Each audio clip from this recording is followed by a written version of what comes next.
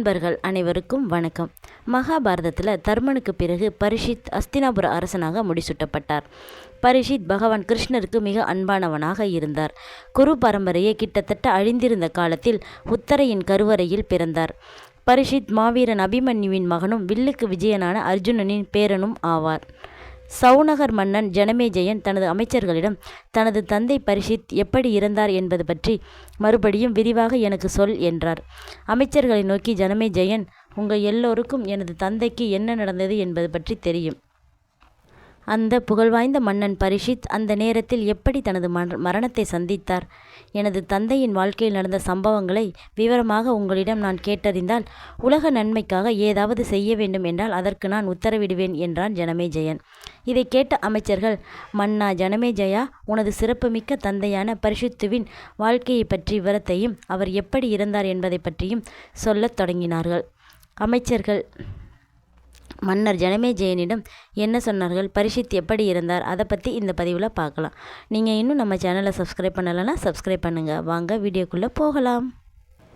அறம் சார்ந்த மன்னனாக பரீட்சித் தனது மக்களை எப்போதும் காத்து வந்தார். ஒப்பற்ற வீரனான பரீட்சித் பிரம்மனைப் போல் அனைத்து உயிர்களையும் சமமாகவே காத்து வந்தார். அனைத்து உயிர்களுக்கும் இரண்டாவது சந்திரனைப் போல தோன்றினார். அளவில்லாத வீரம் பொருந்திய சரத்வானின் சீடனாக இருந்து ஆயுத பயிற்சியும் பெற்றார். பரீட்சித் மகாராஜா தனது நாட்டை 60 வருடங்கள் ஆண்டு வந்தார். பிறகு தனது குடிமக்கள் புலம்பி அழச் செய்யும் வகையில் இறந்தும் போனார். அவருக்கு பிறகு ஜனமேஜயா, குரு பரம்பரையில் 1000 வருடம் பரம்பரை வம்சாவளி அரசை நீ அடைந்தாய். குழந்தை பருவத்திலே முடிசூட்டப்பட்டு உயிரினங்கள் அனைத்தையும் நீ காப்பாற்றி வருகின்றாய் என்றார்கள் அமைச்சர்கள். உனது தந்தை பாண்டுவைப் போல வேட்டையாடுவதில் ஆர்வம் கொண்டிருந்தார். ஒரு நாள் வேட்டையாட காட்டிற்கு சென்றார். அங்கு ஒரு மானை தனது கணையால் துளைத்தார். அந்த மான் அம்புப்பட்டும் ஓடியது. அதனை துரத்தி போனார் பரீட்சித். ஆனால் மானை கண்டுபிடிக்க முடியவில்லை. அவருக்கு வயதும் 60 ஆகியிருந்ததால் பசியால் மிகவும் சோர்ந்து காணப்பட்டார். அந்த காட்டில் அப்போது ஒரு முனிவரை கண்டார். அந்த முனிவர் பெயர் சமீகர். அவர் தியானத்தில் மௌன விரதத்தை மேற்கொண்டு அமர்ந்திருந்தார். மன்னன் பரீட்சித் அந்த முனிவரிடம் சென்று, ஐயா, இந்த பக்கமாக அடிப்பட்ட மான் ஒன்று வந்ததா என்றார். அவர் மௌன விரதத்தில் இருந்ததால் பதில் கூறவில்லை. ஆனால் மன்னன் பரீட்சித்துக்கோ பசி, மிகவும் சோர்ந்து போயிருந்ததால் அசைவற்று மரக்கட்டை போல இருந்த முனிவரின் மீது கோபம் கொண்டார். முனிவர் மௌனவிரதம் இருப்பது மன்னனுக்கு தெரியாது. ஆனால் கோபத்தால் உனது தந்தை பரீட்சித் அந்த முனிவரை அவமதித்தார். தனது வில்லின் நுனியால் ஓர் உயிரற்ற பாம்பை தூக்கி வந்து அந்த முனிவரின் தோளில் போட்டுவிட்டு தன் தலைநகரான அஸ்தினாபுரத்தை வந்தடைந்தார். அந்த முனிவரான சமீகருக்கு ஒரு மகன் இருந்தார். அவர் பெயர் ஸ்ருங்கி. தன்னோட வீரம், சக்தி மற்றும் பெரும் கோபத்திற்காக அனைவராலும் அறியப்பட்டு இருந்தான். ஸ்ருங்கி தினமும் தனது குருவிடம் சென்று அவரை வழிபட்டு வருவது வழக்கம். அவ்வாறு குருவை வணங்கிவிட்டு தன் வீட்டிற்கு வருகையில் தனது நண்பனின் மூலம் மன்னன் பரீட்சித்தினால் அவன் தந்தைக்கு நேர்ந்த அவமானத்தை கேட்டறிந்தான். முனிவர் சமீகர் எந்த குற்றமும் செய்யாமல் உயிரற்ற பாம்பை சுமந்து இருக்கின்றார் என்பதை கேள்விப்பட்டான் ஸ்ருங்கி. ஜனமேஜயா, உனது தந்தையால் அவமதிக்கப்பட்ட அந்த முனிவர் சமீகர் கடும் தவங்களை மேற்கொள்பவர். முனிவர்களில் முதன்மையானவர். பேராசை அற்றவர். அனைத்து உயிர்களின் மீது மிகுந்த அன்பை உடையவர். அப்படிப்பட்டவரை அவமதித்ததால் ஸ்ருங்கி பெரும் கோபம் கொண்டு மன்னன் பரீட்சித்தை சபித்தான். தன்னோட தவ மகிமையினால், மன்னா பரீட்சித், உன்னை பலமான சக்தியும் கொடிய விஷமும் கொண்ட தட்சகன் என்ற பாம்பு இன்னும் 7 இரவுக்குள் கொல்வான் என்று சபித்துவிட்டு தன் தந்தையிடம் தனது சாபத்தை பற்றி சொன்னான் ஸ்ருங்கி. இதை கேட்ட முனிவர் சமீகர் பரீட்சித்தின் மீது இரக்கம் கொண்டு தனது சீடன் கௌர்முகனை மன்னன் பரீட்சித்திடம் அனுப்பினார். அவர் சபைக்கு வந்து மன்னன் பரீட்சித்தை வணங்கி அனைத்தையும் தன் குரு சமீகரின் வார்த்தைகளிலே தெரிவித்தான். மன்னா பரீட்சித், நீ எனது மகன் ஸ்ருங்கியால் சபிக்கப்பட்டிருக்கின்றாய். தட்சகன் என்ற பாம்பு தன் விஷத்தால் உன்னை எரிக்கப் போகின்றான். நீ கவனமாக இருக்க வேண்டும் என்றான் கௌர்முகன். இதை கேட்ட மன்னன் பரீட்சித் அந்த பலம் வாய்ந்த தட்சகனுக்கு எதிராக அனைத்து பாதுகாப்பு நடவடிக்கைகளையும் மேற்கொண்டான். 7வது நாள் வந்தபோது கசியபர் என்ற முனிவர் மன்னன் பரீட்சித்தை சந்திக்க விருப்பம் கொண்டார்.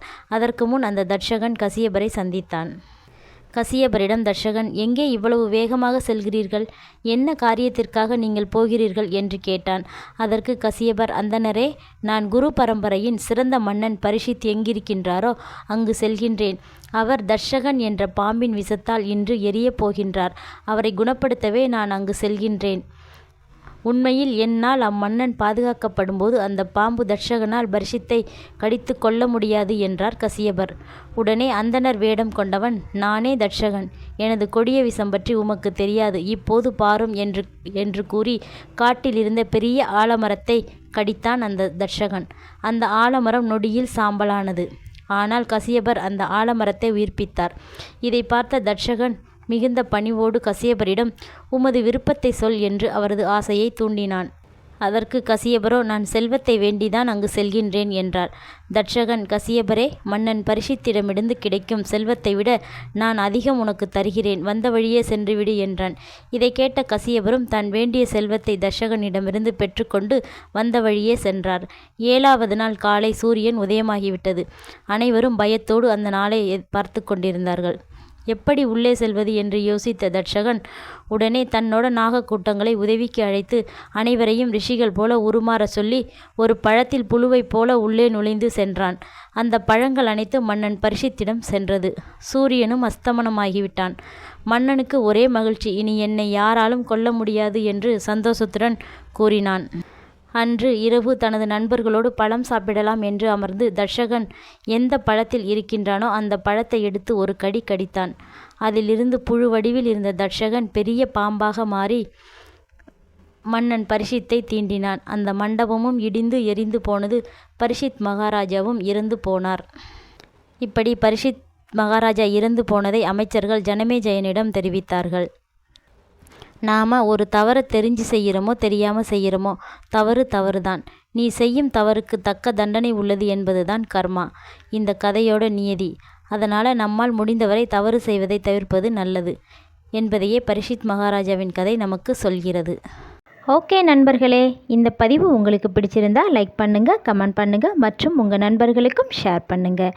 இது போல தகவல்களுக்கு நம்ம பக்திமயம் சேனலை சப்ஸ்கிரைப் பண்ணுங்கள். மீண்டும் அடுத்த பதிவில் சந்திப்போம். நன்றி, வணக்கம்.